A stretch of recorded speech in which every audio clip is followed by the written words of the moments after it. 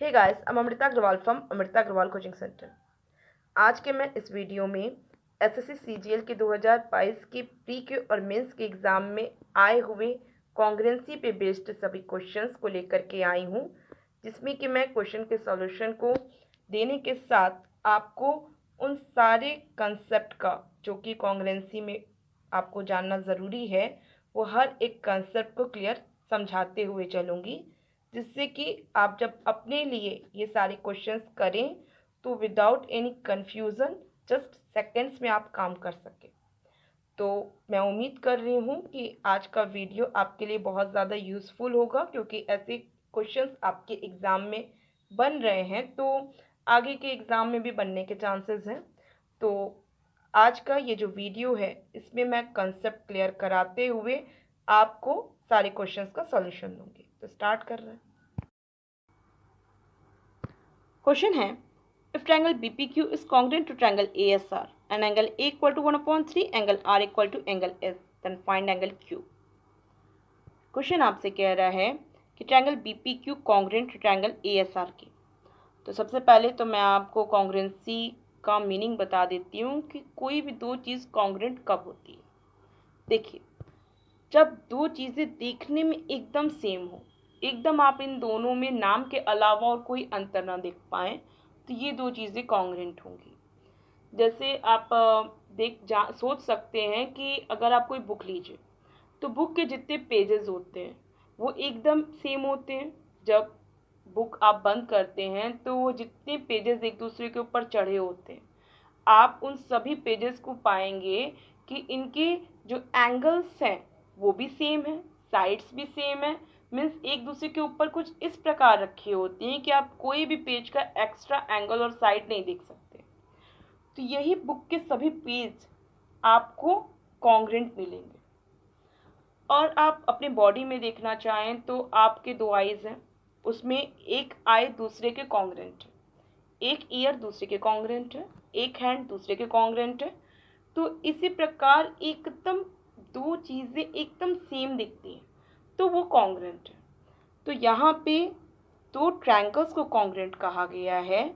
Means triangle BPQ, triangle BPQ को congruent कहा गया है ट्रायंगल ASR के। तो इसका मतलब ये हुआ कि ये दोनों दिखने में एकदम सेम होनी चाहिए। और ऐसे में अगर आप BPQ के ऊपर ASR को रखेंगे तो एकदम एक दूसरे के ऊपर चढ़ जाएगा, आपको कुछ भी एक्स्ट्रा ना एंगल ना एक्स्ट्रा साइड दिखाई देगा।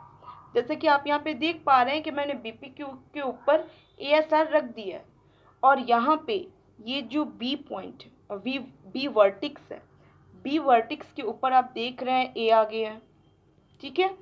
और इसी प्रकार आप देख रहे हैं कि P वर्टिक्स के ऊपर आ गया है S, ठीक। और इसी प्रकार आपको Q वर्टिक्स के ऊपर दिखाई दे रहा होगा R, ठीक। अब एक चीज़ आप और ध्यान दीजिए, जब आप B के ऊपर A को चढ़ाए, मतलब कॉन्ग्रुएंट हैं दोनों और एक दूसरे के ऊपर पूरा एक दूसरे के ऊपर चढ़ गए हैं और कोई भी एंगल और कोई भी साइड आपको एक्स्ट्रा नहीं दिखाई दे रहा है, अब तो आप क्या पा रहे हैं कि ये B वर्टिक्स ही A है। तो ऐसे में आपको यहाँ पे एंगल B एंगल A के इक्वल मिल रहा है। इसका मतलब एंगल B आपको इक्वल मिल रहा है एंगल A के। और इसी प्रकार आप देख रहे हैं कि वर्टिक्स P ही वर्टिक्स S है, तो इस प्रकार आपको एंगल P इक्वल मिल रहा है एंगल S के। और आप देख पा रहे होंगे कि वर्टिक्स Q ही वर्टिक्स R है, तो ऐसे में एंगल Q इक्वल मिल रहा है एंगल R के। अब एक चीज़ आप और ध्यान दीजिए, वो ये कि जब आपने देखा कि triangle BPQ congruent triangle ASR के, तो ऐसे में A के ऊपर मतलब B के ऊपर A चढ़ गया, B के ऊपर A चढ़ गया, ठीक। और P के ऊपर S चढ़ गया, यहाँ P के ऊपर S चढ़ गया, और Q के ऊपर चढ़ गया R।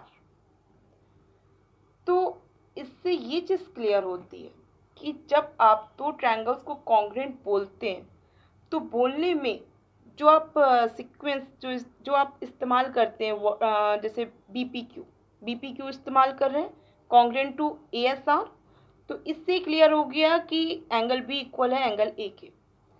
P आपने बीच में इस्तेमाल किया, BPQ में P बीच में इस्तेमाल किया, और ASR में S भी बीच में है, तो ऐसे में एंगल P इक्वल है एंगल S के। जस्ट आप इतने से स्टेटमेंट से ही ये जान चुके हैं कि एंगल B एंगल A के इक्वल है, एंगल P एंगल S के इक्वल है, और एंगल Q एंगल R के इक्वल है। तो बस इतना सा स्टेटमेंट ही आपको बहुत कुछ बता दिया है। अच्छा, अब आप एक चीज़ और जानते हैं कि जब दो ट्रायंगल एक दूसरे के कॉन्ग्रुएंट हैं तो वो कुछ इस प्रकार एक दूसरे के ऊपर, मतलब दो ट्रायंगल्स को अगर एक दूसरे के ऊपर चढ़ाएंगे तो कुछ इस प्रकार चढ़ जाएंगे, ना आपको एक्स ट्रायंगल दूसरे का नज़र आएगा ना ही साइड नज़र आएगा। इसका मतलब तीनों एंगल्स तो इस तरीके से आपको इक्वल मिलेंगे ही, लेकिन इनको डिनोट करने वाली जो साइड्स हैं वो भी आपको इक्वल मिलेंगे। मीन्स आपको ये एंगल बी को डिनोट करने वाला साइड क्या मिला, PQ मिला, ठीक, ये साइड मिला, और यही एंगल ए को डिनोट करने वाला साइड क्या मिल रहा है, SR मिल रहा है। तो इसका मतलब ये हुआ कि PQ इक्वल होगा SR के। तो सिर्फ इतने स्टेटमेंट से आपको ये सारी चीज़ें मिल पा रही हैं, ठीक है। और क्योंकि एंगल P ये एंगल इक्वल है एंगल S के, तो ऐसे में एंगल P को डिनोट करने वाली साइड क्या है, BQ, ठीक। एंगल P को डिनोट करने वाली साइड BQ है, और ये इक्वल मिलेगा एंगल S को डिनोट करने वाली साइड AR के। किसी को कोई डाउट नहीं है।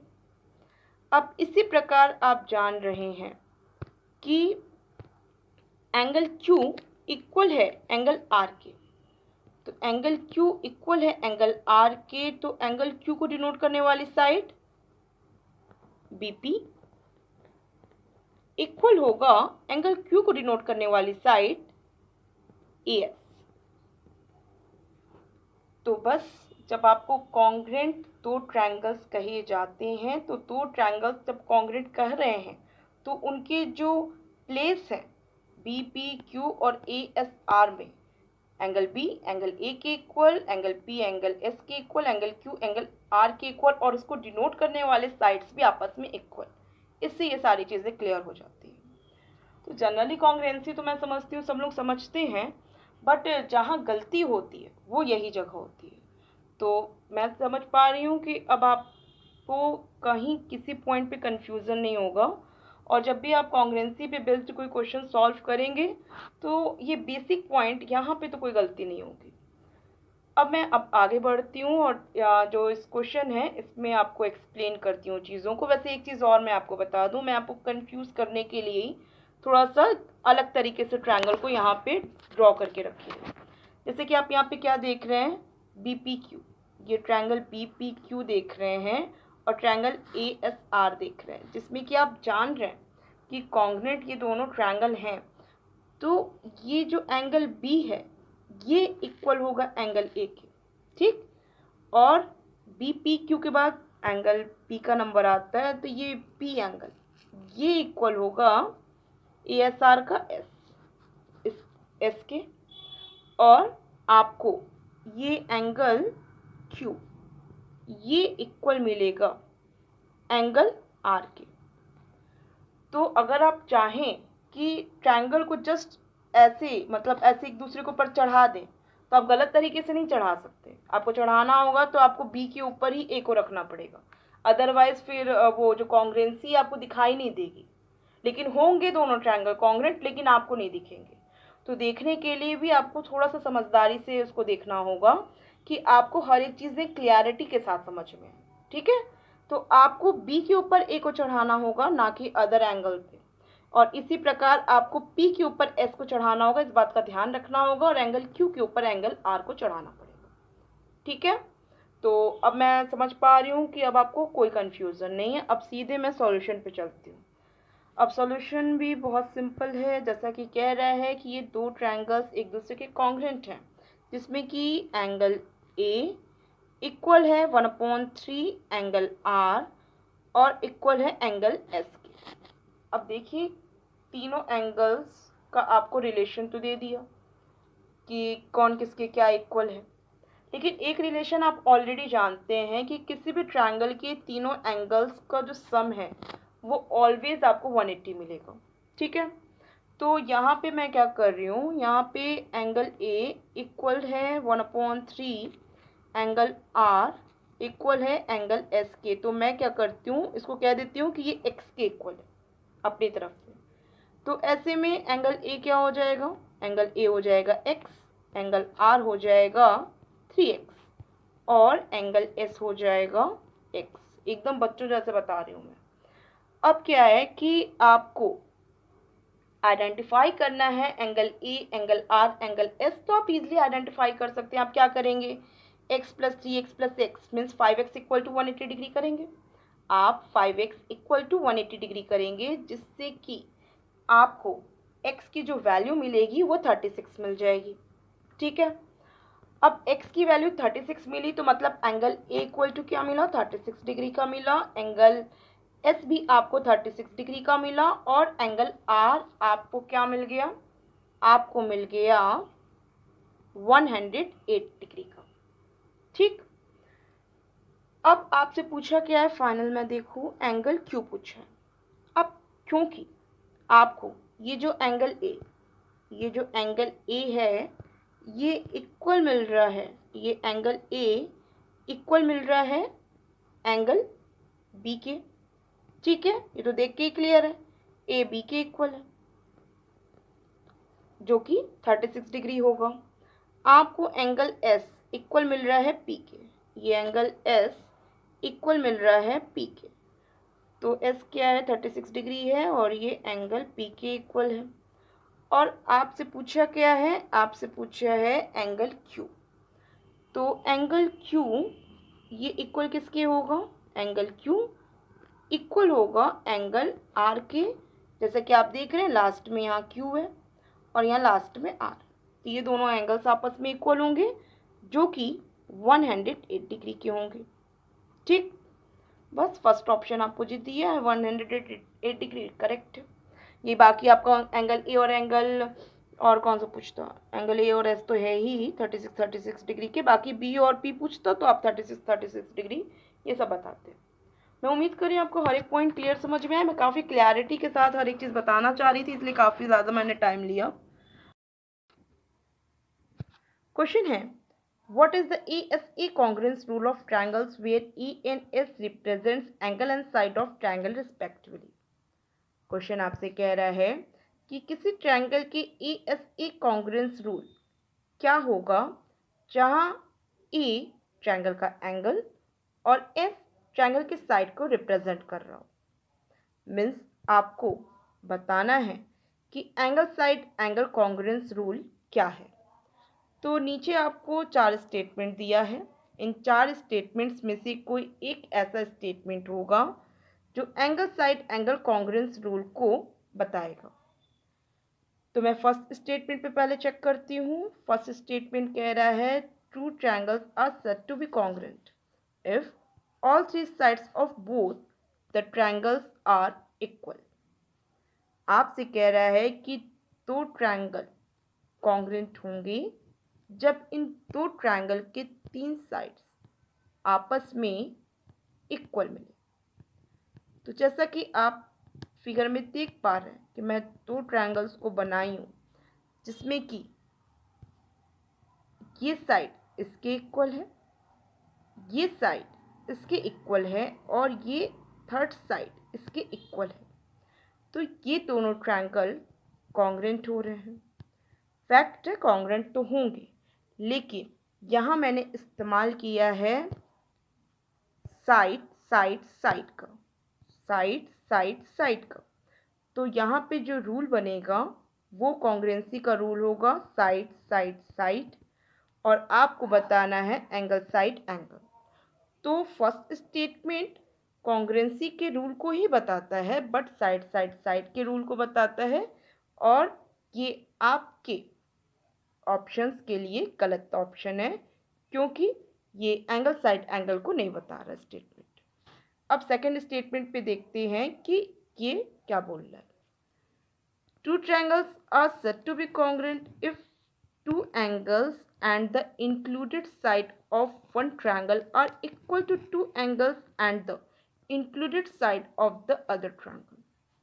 कह रहा है कि दो ट्रायंगल्स एक दूसरे के कॉन्ग्रेंट होंगे जब टू एंगल्स, ये टू एंगल्स और उसके इंक्लूडेड साइड आपको इक्वल मिले। मीन्स ये एंगल इसके इक्वल मिल जाए और आपको ये एंगल इसके इक्वल मिल जाए, और ये साइड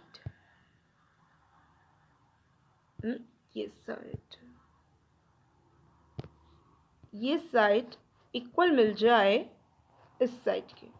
ठीक, तो आपको क्या दिख रहा है, टू एंगल्स के और उसका इंक्लूडेड साइड आपको इक्वल मिल रहा है। तो इस प्रकार के ट्रायंगल्स कॉन्ग्रेंट होंगे। तो सही बात है, ये दो ट्रायंगल्स एक दूसरे के कॉन्ग्रेंट होंगे। और जैसा कि आप यहाँ पे देख पा रहे हैं कि यहाँ पे एंगल, साइड और एंगल इस तरीके से इक्वल बन रहा है। तो यहाँ पे जो रूल बना वो बना एंगल साइड एंगल का रूल, जो कि आपसे क्वेश्चन में पूछा है।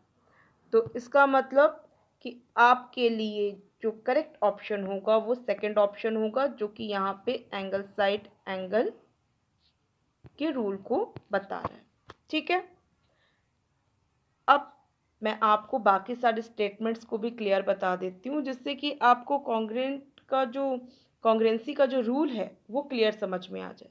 दो ट्रायंगल्स एक दूसरे के कॉन्ग्रेंट होंगे तो जाहिर सी बात है तीन एंगल्स इक्वल होंगे दूसरे तीन एंगल्स के, और तीन साइड्स भी इक्वल होंगे। मीन्स करस्पॉन्डिंग एंगल्स और साइड्स आपस में इक्वल होंगे। तो यहाँ पे क्या है कि बाकी सारे रूल्स को भी एक्सप्लेन कर देते हैं, क्योंकि रूल भी आपके एग्जाम में पूछे जा रहे हैं। तो देखिए क्वेश्चन कितने बेसिक तरीके से आपके एग्जाम में पूछा जा रहा है, इसी वजह से आपको बेसिक कंसेप्ट क्लियर करना बहुत ज़रूरी है। तो देखिए क्वेश्चन क्या है, अब मैं स्टेटमेंट आ गई। थर्ड स्टेटमेंट क्या बोल रहा है, कह रहा है two triangles are said to be congruent if two sides and the included angle of one triangle are equal to two sides and the included angle of the other triangle. Means आपको कह रहा है कि दो triangle एक दूसरे के congruent होंगे जब टू साइड्स और उसके इंक्लूडेड एंगल आपस में इक्वल हो।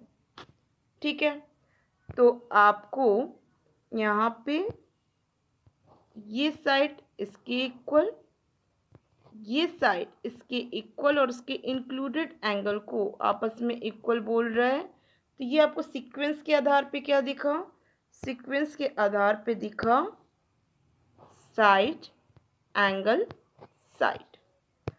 तो यहाँ पे जो कॉन्ग्रेंसी का रूल बना है वो बना है साइड एंगल साइड का। तो सीक्वेंस आप देखिएगा कि कैसे इक्वल बन रहा है, बस उसी के आधार पे यहाँ पे कॉन्ग्रेंस का ये जो रूल है वो आपको क्लियर पता चल जाएगा। फर्स्ट स्टेटमेंट तीन साइड को बता रहा था, तो साइड साइड साइड रूल हो गया कॉन्ग्रेंसी rule. Second statement angle side angle, पहले एंगल फिर साइड फिर एंगल, इसे बताया। तो ये सेकेंड जो स्टेटमेंट है ये आपको angle side angle congruence rule को बता रहा है। और थर्ड स्टेटमेंट आपको साइड एंगल साइड बता रहा है कि पहले ये साइड दूसरे साइड के इक्वल है, ये एंगल दूसरे एंगल के इक्वल है, और ये तीसरा ये मतलब ये जो साइड है ये इस साइड के इक्वल है। तो इस प्रकार साइड एंगल साइड रूल से ये दो ट्रायंगल्स कॉन्ग्रुएंट हुए। अब फोर्थ स्टेटमेंट पे देख रहे हैं, two triangles are said to be congruent if any pair of two angles and any one pair of side of both the angles are equal। कह रहा है कि दो ट्रायंगल एक दूसरे के कॉन्ग्रुएंट होंगे जब आपको कोई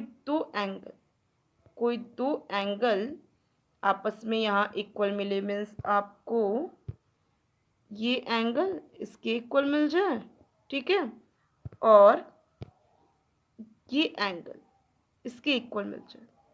और क्या क्या कहा है, two triangles are said to be congruent if any pair of two angle and any one pair of sides.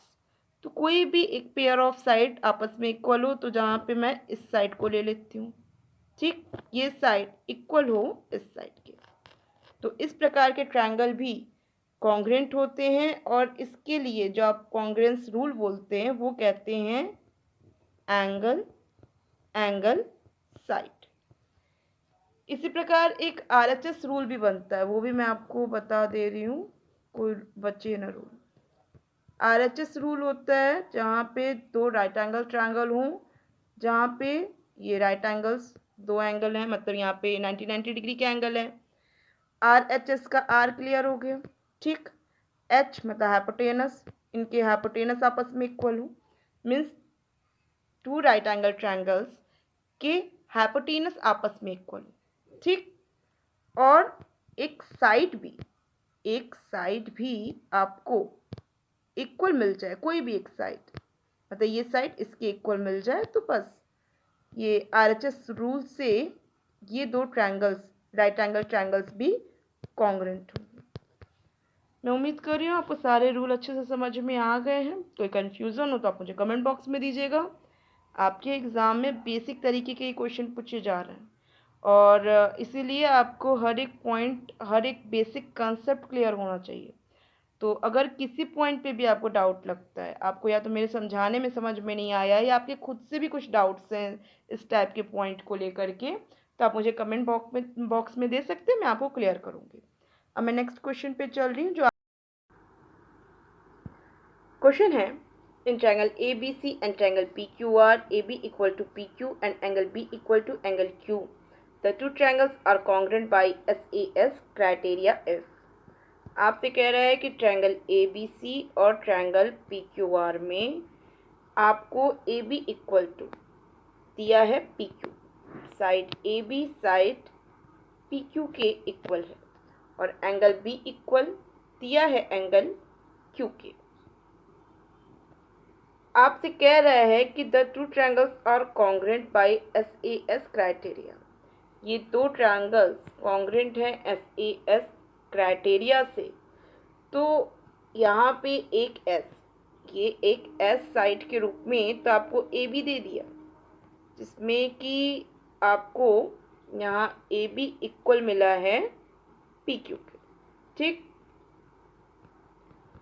और SAS का ये A दिया हुआ है एंगल, जिसमें एंगल B इक्वल दिया है एंगल Q के, ठीक। आपको ये जो थर्ड S, इसका SAS क्राइटेरिया से थर्ड साइड बतानी पड़ेगी कि कौन सी दो साइड्स आपस में इक्वल होगी। यही आपके लिए करेक्ट ऑप्शन बनेगा, क्योंकि कह रहा है ना कि the two triangles are congruent by SAS criteria if. तो इफ BC इक्वल होगा QR के, इफ BC इक्वल होगा QR के, तो मैंने कैसे कहा, यहाँ पे देखिए, ये साइड एंगल साइड में पहले सीक्वेंस चलेगा साइड का, फिर चला एंगल का, फिर चला साइड का। तो साइड एंगल साइड से ये साइड लिया, ये एंगल लिया, तो फिर मुझे ये साइड ही लेना पड़ेगा। तो इसी वजह से आपको BC लेना होगा QR के इक्वल। बहुत ही सिंपल कंसेप्ट है, आपको सब क्लियर समझ में आ रहा है। फर्स्ट ऑप्शन करेक्ट ऑप्शन होगा। किसी को किसी पॉइंट पे डाउट हो कमेंट बॉक्स में दीजिएगा। और देख रहे हैं कि आपके एग्ज़ाम में कितना बेसिक से क्वेश्चन पूछे जा रहे हैं, तो बहुत ही हल्के जस्ट क्वेश्चन पढ़ के ही आप सही ऑप्शन पे टिक लगा दें, लेकिन बेसिक कंसेप्ट क्लियर रखना ज़रूरी है जिससे कि आप जस्ट क्वेश्चन पढ़ के सही ऑप्शन में टिक लगा सकें। अब ये क्वेश्चन देखिए, क्वेश्चन कह रहा है in triangle A B C and triangle D E F angle A equal to 55 degree, A B equal to D E, A C equal to D F and angle E equal to 85 degree and angle F equal to 40 degree, by which property are triangle A B C and triangle D E F congruent. आपको बताना है कि किस property से triangle A B C congruent होंगे triangle D E F के। ठीक है, तो ये दो ट्रायंगल्स तो कॉन्ग्रुएंट हैं ही, एक तरीके से तो बता ही दिया दोनों ट्रायंगल्स कॉन्ग्रुएंट है। बस किस प्रॉपर्टी से आप बताएंगे कि ये दो ट्रायंगल्स कॉन्ग्रुएंट है, जबकि आपको यहाँ एंगल ए और side A B equal to D E और side A C equal to D F और एंगल ई और एंगल एफ दिया हो। सबसे पहले तो मैं आपको बता दूं कि जब आपको तीन एंगल्स यहाँ दे के रखा है और ये दो साइड दे के रखा है, तो आपको प्रायोरिटी साइड को देनी होगी। मीन्स यहाँ पे जब आपको कह रहा है कि A B equal to D E है, तो ये एक साइड को बता रहा है। प्रॉपर्टी में आप एंगल साइड एंगल लेते हैं, तो यहाँ पे A B equal to D E ये साइड को रिप्रेजेंट कर रहा है, और ए सी इक्वल टू जो बोला है डी एफ, इसे भी लेना ज़रूरी है। तो आप ये दो साइड तो लेंगे ही लेंगे। अब आपको पता है कि साइड के साथ क्या आता है, एंगल आता है। तो यहाँ पे जो प्रॉपर्टी बनेगी साइड एंगल साइड की बनेगी। आपको भले ही यहाँ पे तीन एंगल्स दे के रखें जिससे कि आप यहाँ पे सभी एंगल्स फाइंड आउट कर सकते हैं, लेकिन जब बात हो रही है प्रॉपर्टी बताने की, तो प्रॉपर्टी में आप सीधे क्वेश्चन देख के बताएंगे कि यहाँ पे जो प्रॉपर्टी इस्तेमाल होगी वो साइड एंगल साइड की होगी, जो कि फर्स्ट प्रॉपर्टी है। अब बाकी मैं आपको एंगल्स भी फाइंड आउट करके बता दे रही हूँ कौन किसके इक्वल है, जिससे कि आपको सब चीज़ें अपने मतलब जैसे होता है ना, अपनी नॉलेज के लिए सब चीज़ें क्लियर होना ज़रूरी है, तो वो चीज़ क्लियर हो जाएगी। सबसे पहले तो एक और चीज़ बताना ज़रूरी है कि जब मैंने साइड एंगल साइड इस प्रॉपर्टी से कहा कि ये दो ट्रायंगल्स कॉन्ग्रुएंट हैं, तो यहाँ पे एंगल कौन सा लिया जाता है, क्योंकि मैंने साइड ए बी ये साइड को डी ई इसके इक्वल का मतलब लिया है, जो दिया ही है क्वेश्चन ही में दिया है कि इसके इक्वल है, और ए C equal to D F, ये ए सी आपको ये साइड ए सी ये ए सी साइड इक्वल मिला है डी एफ के। ये दो साइड्स आपस में इक्वल मिले हैं। अब जाहिर सी बात है साइड एंगल साइड से ये ही दोनों एंगल्स तो आपस में इक्वल होंगे, तो इसका मतलब मुझे क्या लेना है, angle A equal to angle D लेना है। अब angle A equal to angle D क्या है वैल्यू, अब देखिए एंगल ए की वैल्यू 55 डिग्री है, तो जाहिर सी बात है ये आपको एंगल डी की वैल्यू भी क्या मिली, 55 डिग्री मिली। क्लियर है। वैसे भी आप देख भी रहे हैं कि यहाँ पे triangle A B C congruent है ट्रायंगल डी ई एफ के, तो सीक्वेंस देखिए ए बी सी में सबसे पहले ए आया है, तो एंगल ए इक्वल होगा एंगल डी के। यहाँ भी आप देख पा रहे हैं कि ये एंगल ए एंगल डी के इक्वल है, ठीक, जो कि 55 डिग्री का होगा। अब इसी प्रकार आप देख रहे होंगे कि ये सीक्वेंस के आधार पे एंगल बी एंगल ई के इक्वल मिलेगा। ये जो एंगल बी है ये एंगल ई के इक्वल मिलेगा, क्योंकि एंगल ई 85 डिग्री दिया है, ये एंगल ई 85 डिग्री दिया है, तो एंगल बी भी क्या हो गया, 85 डिग्री हो गया। ठीक है, ये आप आपकी नॉलेज के लिए मैं दे रही हूँ, ऐसे कोई यहाँ क्वेश्चन में नहीं पूछे, लेकिन पूछ सकता है, तो आपके अपने नॉलेज तो सही रहनी चाहिए। एंगल एफ 40 डिग्री दिया है, ये 40 डिग्री है, तो जाहिर सी बात है एंगल सी भी आपको क्या मिला, 40 डिग्री मिला। बट देखिए भले आपको तीनों एंगल्स मिल गए हैं सब क्लियर, लेकिन फिर भी जब आपको कह दिया स्टेटमेंट में यहाँ पे ये दो साइड ये दो साइड आपस में इक्वल हैं तो आप साइड साइड को ही लेंगे। इसी वजह से जस्ट क्वेश्चन पढ़ के ही आप डिसाइड कर सकते हैं कि आप प्रॉपर्टी साइड एंगल साइड की ही बनेगी। बहुत से लोगों के मन में कन्फ्यूज़न होगा ये सेकंड ऑप्शन को लेके, एंगल साइड एंगल, क्योंकि यहाँ पे क्या कर सकते रहे ना, इस एंगल को मैं इस एंगल को और इस साइड को और इस एंगल को ले सकती रही। इसी प्रकार मैं इस एंगल और इस साइड और इस एंगल को भी ले सकती थी, मैं कैसे भी करके ले लेती। बट क्या है कि जब मैं एक साइड लूँगी तो ऐसे में दूसरा साइड छूट जाएगा जो मुझे छोड़ना नहीं है।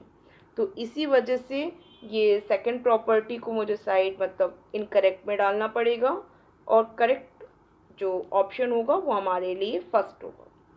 तो समझ पा रहे हैं, जब प्रॉपर्टी बतानी है तो साइड को प्रायोरिटी देनी है, एंगल को साइड में रखना है। और क्वेश्चन है, if triangle ABC is congruent to triangle PQR and angle ABC equal to x plus 60 degree and angle PQR equal to 85 minus 4x degree and angle RPQ equal to 3x plus 65 degree, then the value of angle ABC in degree is।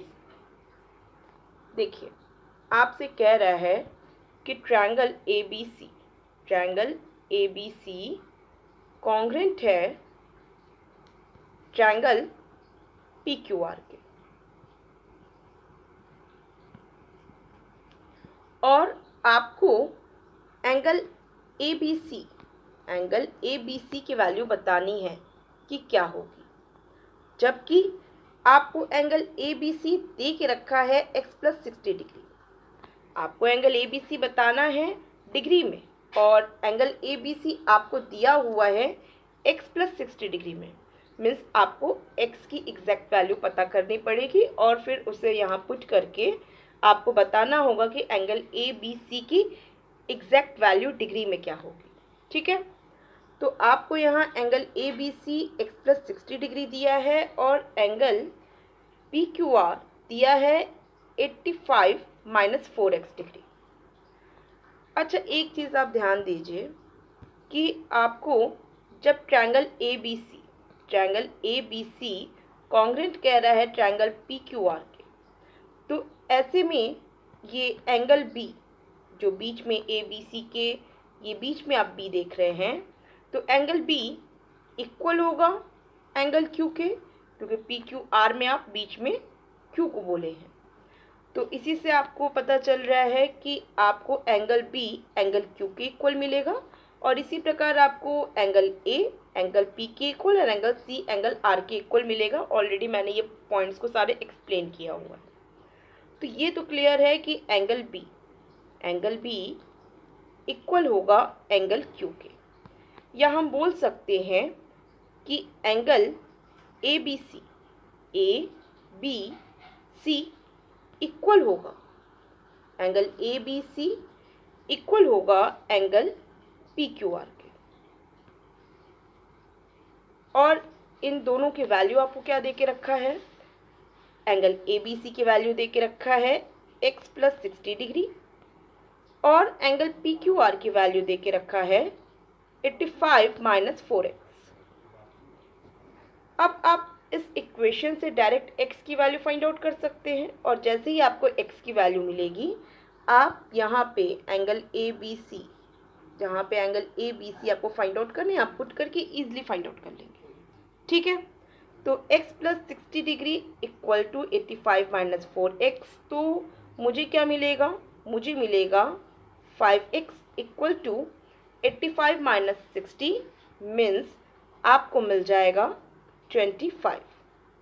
Clear है, जिससे x की value आपको क्या मिल जाएगी, आपको मिल जाएगी 5 और इससे आपको एंगल ABC की वैल्यू जो कि x प्लस 60 डिग्री है वो मिल जाएगी 5 प्लस 60 मीन्स 65 डिग्री, जो कि आपको यहाँ फोर्थ ऑप्शन में दिया है।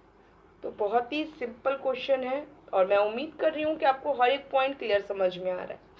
मैं आपको आए हुए क्वेश्चन से हर एक पॉइंट को क्लियर कराते हुए प्रैक्टिस करवा रही हूँ, जिससे कि जब आपके एग्जाम में क्वेश्चन आए तो आपको कहीं किसी पॉइंट पे कंफ्यूजन ना रहे और जस्ट क्वेश्चन पढ़ के आप ओरल इसका वर्क कर सकें।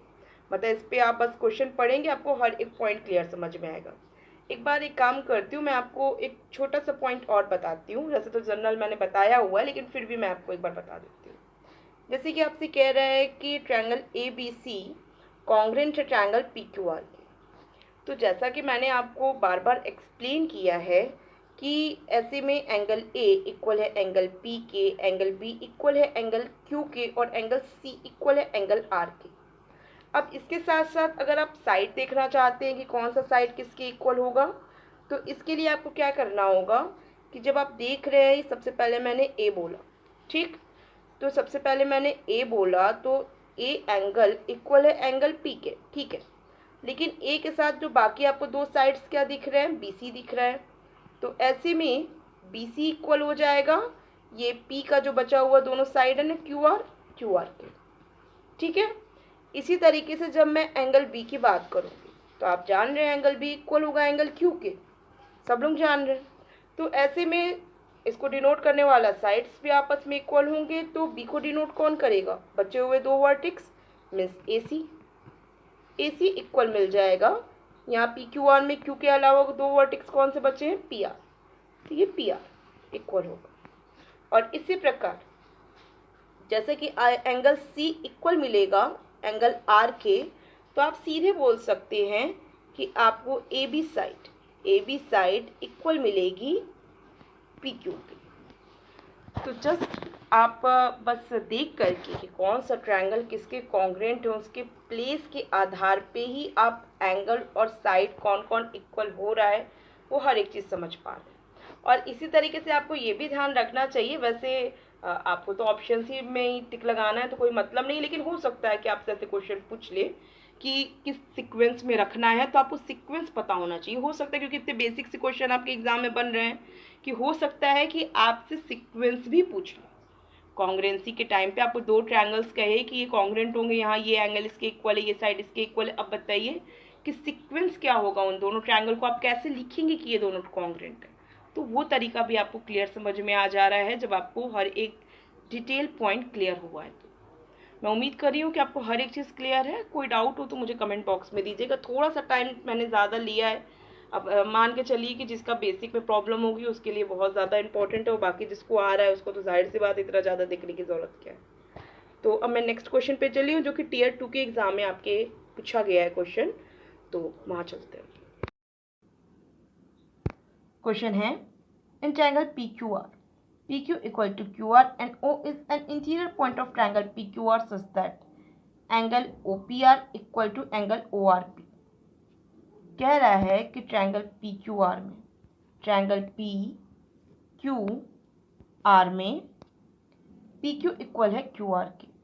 ये जो PQ साइड आप देख रहे हैं ये इक्वल है QR के। और आगे कह रहा है O is an interior point of triangle PQR। ये O पॉइंट ट्रायंगल PQR के अंदर एक ऐसा पॉइंट है कि एंगल OPR ये एंगल इक्वल है एंगल ORP के।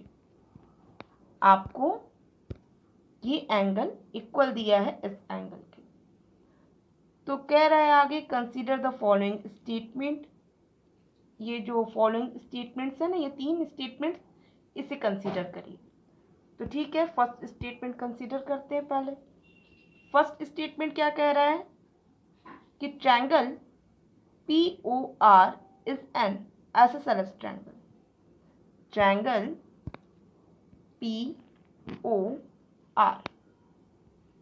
POR ये आइसोसेलेस ट्रायंगल है। तो देखिए आप देख पा रहे हैं कि ट्रायंगल POR में ये OPR ये एंगल इक्वल है एंगल ORP के। तो जब किसी ट्रायंगल के दो एंगल्स आपस में इक्वल हो तो ऐसे में वो ट्रायंगल आइसोसेलेस ट्रायंगल होगा। तो करेक्ट बात है, ये स्टेटमेंट करेक्ट स्टेटमेंट है।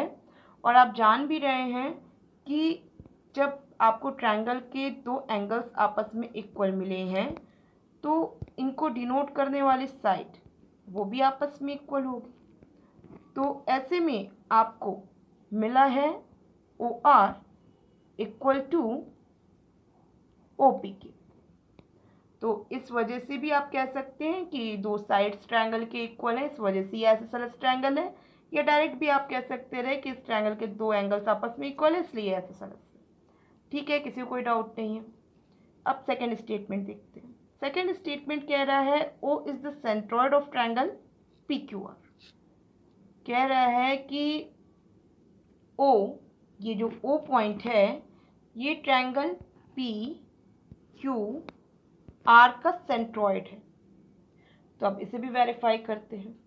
देखिए, आप सब लोग जानते हैं कि किसी भी ट्रायंगल, किसी भी टाइप का ट्रायंगल लें और अगर मैं इसके सेंट्रॉइड को जानना चाहूँ कि ये कहाँ बनेगा तो मैं क्या करूँगी, इसके मीडियंस का इंटरसेक्शन पॉइंट देखूँगी। क्योंकि ऑलवेज जो सेंट्रॉइड होता है वो मीडियंस के इंटरसेक्शन पॉइंट पे ही मिलता है। तो ये आपको जो इंटरसेक्शन पॉइंट मिला है मीडियंस का, ये सेंट्रॉइड के रूप में मिला। तो यहाँ पे इस क्वेश्चन में तो कहीं आपको मीडियन का जिक्र ही नहीं किया है, तो फिर उसके बाद ये ओ पॉइंट को सेंट्रॉइड कहना इसका कोई मतलब नहीं बनता है। तो सेकंड स्टेटमेंट तो इनकरेक्ट है। वैसे भी अगर मान लीजिए कि आपको यहाँ पे तीन मीडियंस का इंटरसेक्शन पॉइंट या दो मीडियन का इंटरसेक्शन पॉइंट के रूप में ओ ना भी दिया होता, लेकिन अगर कोई एक मीडियन भी दे दिया होता, कोई भी एक मीडियन दे दिया होता और आपसे कहता कि मीडियन का ये ओ पॉइंट ऐसा पॉइंट है जो कि इस मीडियन को 2:1 के भाग में बांट रहा है, तो भी यहाँ पे ओ पॉइंट आपको सेंट्रॉइड के रूप में मिल जाता। क्योंकि आप सभी जानते हैं जो सेंट्रॉइड है वो मीडियंस में ही मिलेगा, क्योंकि मीडियन का इंटरसेक्शन पॉइंट है तो मीडियन में ही मिलेगा कहीं। और क्योंकि ये जो सेंट्रॉइड है ये मीडियन को 2:1 के भाग में बांट देता है कि वर्टिक्स से सेंट्रॉइड के बीच की दूरी 2 भाग में और सेंट्रॉइड से ये साइड तक की यहाँ की दूरी 1 भाग में होती है। तो इस प्रकार का भी अगर पॉइंट कुछ कहा होता तो भी हम कंसीडर करते कि यहाँ पे ओ पॉइंट ये सेंट्रॉइड होगा ट्रायंगल का, लेकिन ऐसा भी कुछ डिस्कस नहीं किया है। तो सीधी सीधी सी बात है, आपको मीडियन के बारे में कोई जिक्र नहीं किया है तो हम कह नहीं सकते हैं कि ये ट्रायंगल सेंट्रॉइड होगा। तो फिर सेकेंड स्टेटमेंट तो हमारे लिए इनकरेक्ट हुआ। अब थर्ड स्टेटमेंट, इसको देखते हैं क्या कह रहा है। थर्ड स्टेटमेंट कह रहा है कि triangle PQO is congruent to triangle RQO। अब देखिए, आपको कह रहा है कि ट्रायंगल PQO, ये ट्रायंगल ब्लू कलर से देख रहे हैं, ये ट्रायंगल कॉन्ग्रेंट होगा ट्रायंगल RQO। इसे डिफरेंट कलर से बना दे रहे हैं, ट्रायंगल RQO। तो ये दो ट्रायंगल्स को देखना है कि इक्वल कॉन्ग्रेंट हैं कि नहीं है। तो देखिए, सबसे पहले आप जान रहे हैं कि इन दो ट्रायंगल्स में आपको PQ इक्वल दिया है QR के, जैसा कि यहाँ पे आप स्टार्टिंग में ही देख रहे हैं कि PQ इक्वल कह रहा है QR के। ठीक है, और इन दोनों ट्रायंगल्स में आपको ये OP इक्वल दिया है OR के, जैसा कि आप यहाँ पे फर्स्ट स्टेटमेंट पे ही वेरीफाई किए थे कि ट्रायंगल POR आइसोसेलेस ट्रायंगल है तो आपको OR इक्वल मिला है OP के। क्योंकि बात PQO के लिए कह रहा है तो मैं PQO की वजह से OP को पहले लूँगी कि OP साइड इक्वल मिल रही है OR के। और ये जो थर्ड साइड है दोनों ट्रायंगल्स की जो कि है QO, वो कॉमन साइड है QO, जो कि आपस में इक्वल होगा ही। ओवरऑल आपको ये साइड इसके इक्वल दिया, ये साइड इसके इक्वल दिया, और ये कॉमन साइड है। तो साइड साइड रूल से आप जान रहे हैं कि ये दो ट्रायंगल्स आपको कॉन्ग्रुएंट मिलेंगे। तो ये जो थर्ड स्टेटमेंट कह रहा है ये करेक्ट स्टेटमेंट है, आपको ये दो ट्रायंगल कॉन्ग्रुएंट मिलेंगे। तो ओवरऑल आपको फर्स्ट स्टेटमेंट और थर्ड स्टेटमेंट करेक्ट मिले हैं, और ये जो सेकंड स्टेटमेंट है ये इनकरेक्ट मिला है, इस वजह से क्योंकि मेरे पास सेंट्रॉइड को बताने के लिए कोई प्रूफ नहीं है। अब यहाँ पे मैं एकदम लास्ट पॉइंट पे चल रही हूँ, which of the above statement are correct. तो जो ऊपर 3 स्टेटमेंट्स था उसमें से कौन सा करेक्ट स्टेटमेंट है, अब आपको फाइनल बताना है। तो फर्स्ट ऑप्शन आपसे क्या कह रहा है कि only one and second statement is correct. तो वन और सेकंड स्टेटमेंट तो सही बात है कि नहीं है, मतलब नहीं है। फर्स्ट और सेकंड स्टेटमेंट तो करेक्ट है नहीं, फर्स्ट और थर्ड स्टेटमेंट करेक्ट है ना। तो ये जो फर्स्ट और थर्ड स्टेटमेंट क्या कह रहा है, ये सेकंड ऑप्शन। तो सेकंड ऑप्शन करेक्ट ऑप्शन होगा।